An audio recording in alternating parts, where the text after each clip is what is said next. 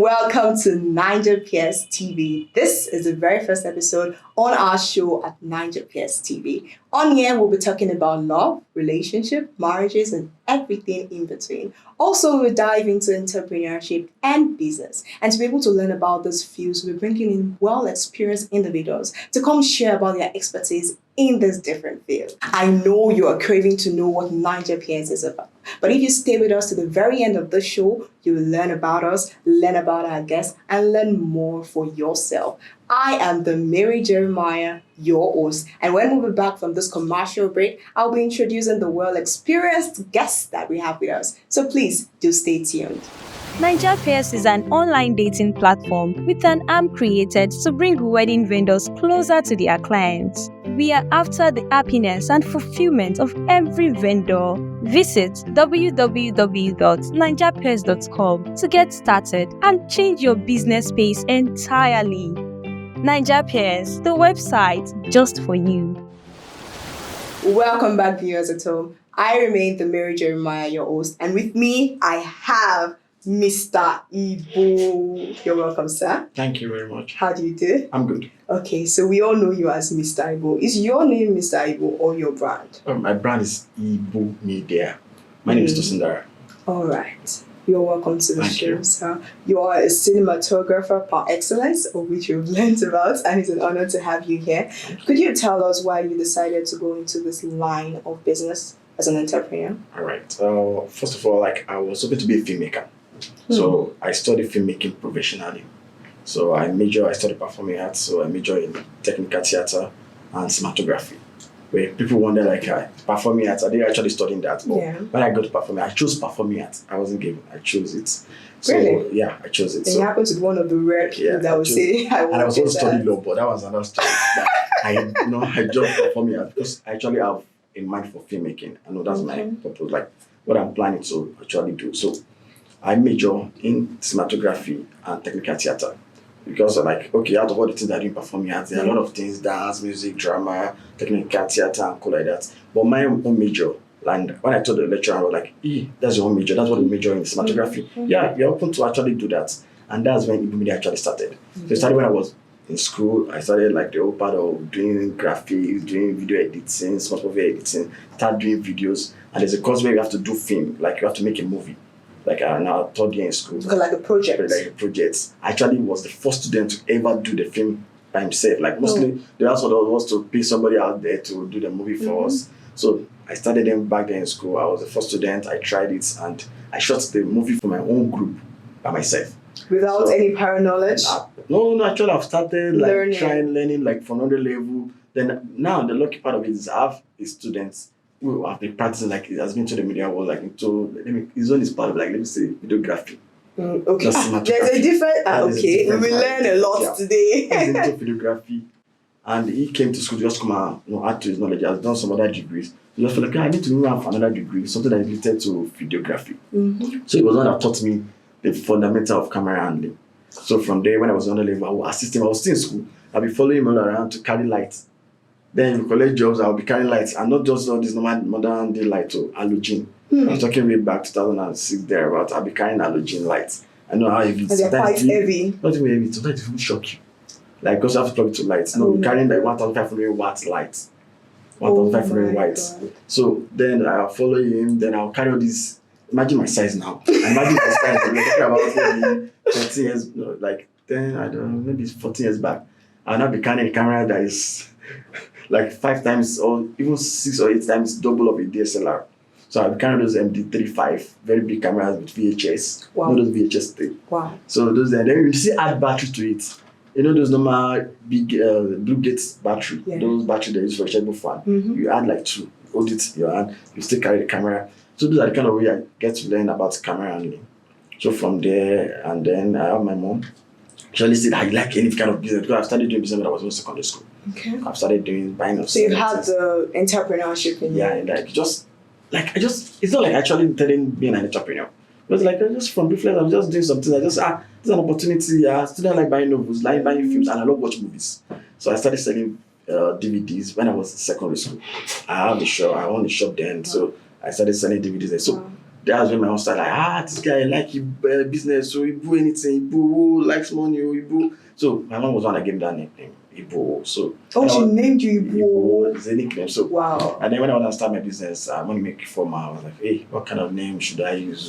Should I use Tosin Dara? Should I use Dara? Okay, so your name is Tosin Dara. Okay. So through the whole part of it, my nickname Ibo, and Ibo means multitude.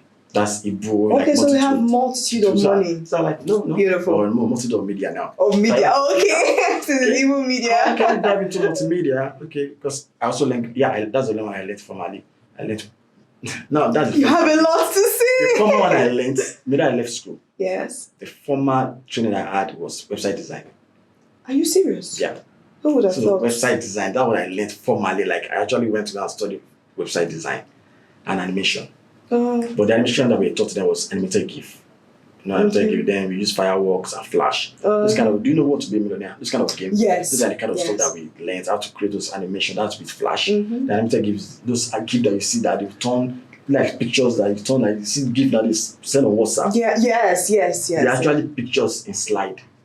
So those are the first animation I actually learned then. So that's the former one I learned before I entered university. So everything just seems like they are all intertwined. So I learned from website design. From website design, I learned, okay, if I want to be a good website designer, some part of website I have to do some video works and cool like that. So that led me to videography. And I have to learn graphics design. Like, okay, I can't design my website without graphics. I have to design logos and design some stuff. So I actually jumped again. I actually I learned that one outside school. So I learned graphic design. So I've started designing. I've started doing a little of website design. Website design, graphic design, cinematography. Mine is not doing WordPress, so I'm using HTML. So I code. So those are the first night. I started in 2005. So you happen to be doing a lot. But I just got, okay, everything's still like relating with video production, cinematography, and all like that. So that's when I named myself, okay, since I'm doing multitude of media and there's multimedia, which is encompassing sound, a number of things, pictures, lights, videos. So, okay, let me just do Ibo media. So it's multitude of media. So how the whole name came to be. So my name is Tosin Dara. Mr. Tosin Dara. Yes, ma'am. Ibo media. Multitude of media. That is really beautiful. Well, through your story right now, it seems to me that you have been through a number of you've had a number of sacrifices, a number of hustle and the likes. But while you were doing all of that, before you got to this point that you are, what was that thing that kept you? Like while you were carrying the lights, carrying the batteries, sometimes maybe hungry, sometimes really tired, why were you still doing it? Why didn't you just give up on it? In fact, a lot of time I've thought, I think when I was in 100 level, my parents didn't know that I actually didn't perform arts. They got to know, maybe I think my second semester, they thought I was studying law. Because they thought, with my degree, I had 250 thereabout in JAM, then my result, my level was awesome. Like, when I told them, I said, I know, she performing at Majo. So that first part, so that was the discouragement, the starting part of like, leave, stop doing all this stuff. But the thing that I think motivated me and is pushing me up to now is the fact that I love doing the job, especially cinematography and filmmaking. I love it. I usually tell people that if I'm shooting, I can shoot 24 hours in a day. I can continue shooting for all 24 hours. Yeah, I love it. So that's the first part, like the thing that first motivated me. Your passion. My passion, like I love cinematography. So your passion kept you all through. So regardless of all the discouragement, all the stuff, because it's really discouraging at the first start when there's no money on it. But fortunately, I was just so lucky because then there weren't people that were actually into digital media.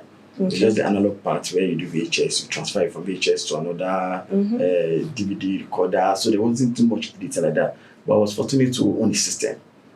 It might sound like but I was the first person to have a system in my department, a laptop. So I bought a laptop there. Yeah, it's a big boy. Now lecturers might say, no, I get a laptop that time. If you talk about I actually own a laptop. So with that, I was able to start learning editing. So I learned editing. I started teaching myself editing. And lucky enough again, I met someone. He joined us in 200 level. He's already working NCA. He's a senior of mine in primary school. But we actually, he was actually, I think he did mass comm before going to welcome to university. So he came to our department. So he joined. Then he was like working with NCA already. And then they started using Adobe in NCA because Adobe Thompson, that's the maker of Adobe Premiere Pro. The one that designed Adobe editing for NCA. So he's already open to digital editing. So he started teaching me. Then me, I was learning my own. I was learning Corel Video Studio. That was the software then. Okay. I was learning Corel Video Studio. So there's some graphics in Corel Video that they don't have in Adobe Premiere Pro. The Adobe Premiere Pro 6.5, 1.5 then. So you were like, teach me 6.5. I mean, you teach me Corel Video Studio. I'll teach you the straight by buzzer. I get more. So from there, I started getting more knowledge about digital media, and through that, I was able to make money. So the whole part of the discouragement that I was having then of man, I don't want to do this. Already, I started making money from my 100 level, and I was making good cash then. At least comparing with this time, I'm making more money better. Like then. So people aren't doing that much. So, but just like they were even begging me to do it. Because normally you have to do a shoot when you're on the level. You have to do graphics design, which I'm doing. You have to do printing. In fact, I bought so you had all the advantage to your side. Then, so I was just doing so it was just like playing, and I'm actually making money from it. I see. So you're doing what you love. All right. So Mr. Tosin, Dara, most of the people that have been successful entrepreneurs in their different fields, when we ask them that, how did they get to where they've gotten to now, or what was keeping them, through the journey? Most of the times, the replies we get are passion. It was passion. I don't know. Is there something you're not telling us young entrepreneurs? I'm still in my growing stage, so I'm not got. I'm still another now. There's always another dimension to get to. Just because I'm an entrepreneur, I'm still working so. Definitely. So, but the thing is, I think I don't want to sound like what you just said. Like, I don't want to be like a cliche. Like it's always a passion, but I think mine is more about passion. Because I have the opportunity of doing so many other jobs. I picked this, being an entrepreneur. When I was 300 level, I already started working with a radio firm. When I was 4. As a radio host? No, me host. I hate being on. This is my first, but I hate being on. But you're already on the camera. Or like news writer. I started writing news. That's the first time I started in 200. I started writing news. So I started editing news, like audio editing. So when I was in 400 level, I got an opportunity with NCA. I could have started working with NCA then. Good catch, federal now. But I was still young, no bukata. But I just feel like this is what you want. Because I want that independence. That's the first part. To create and to be able to make. In fact, to the extent, I think that's what's limiting me making extra money. Because sometimes I'll get unsure, like, man, this is not creative enough. So, but really, that has been a whole part of it. Like, I want to create, I want to be independent. So that independence led me to become an entrepreneur. Because if I'm not an entrepreneur, I can't be working under a boss. And the boss says, okay, I want it pink. Pink, you say, let it be orange. It's feminine now. But if we say that it is more of passion, that means there are other things added to it. What are the other things that have sustained you as an entrepreneur? I'm making money from it. You make money from it? That's it. Because I'm not making money from it, I'll upstairs from this. In fact, it got to a point. True life story. My dad actually seized my laptop because I didn't want to go to service. I was supposed to go service. I was just going like that. In fact, so that it's very, very like people that might know about the story. I was shooting a movie for a church in Ilorin. Of Prayer Bible Church. I was shooting a movie for them. I think that was the first movie. So I was on set. My daddy came to say to come and hello, maybe to service. It was the Reverend Adioshi that was begging my dad, just please that they had to allow me. So I shot to 2 days. I got 2 days. I got to camp. They opened camp on Wednesday or Tuesday. I got to camp on Saturday. No, Monday. I think Monday. They were already even though their past swearing. So I loved it, and I was actually making money from it. So, but my parents didn't believe it because then, as I was making that money, I was buying equipment, I was buying gadgets. So it wasn't really obvious. But until when my dad now heard that, he is making millions from it, from his friend that contacted me to do a job, I was like, how much? It was that his friend that called my dad like, hey, I want to make a deposit of 1 million to your son. Like, you share along with me, she from deposit 1 million. I was not only like, deposit. Tosin, share along she. So when that started happening, then the trust came in. But me, I already knew because I knew what I was making. I knew how much civil servants are collecting. I knew how much is coming in at the end of the month. So that's really adding up. So I'm enjoying what I'm doing. And then you are making money from it because the money not the ritual, but at least you are able to fund for yourself.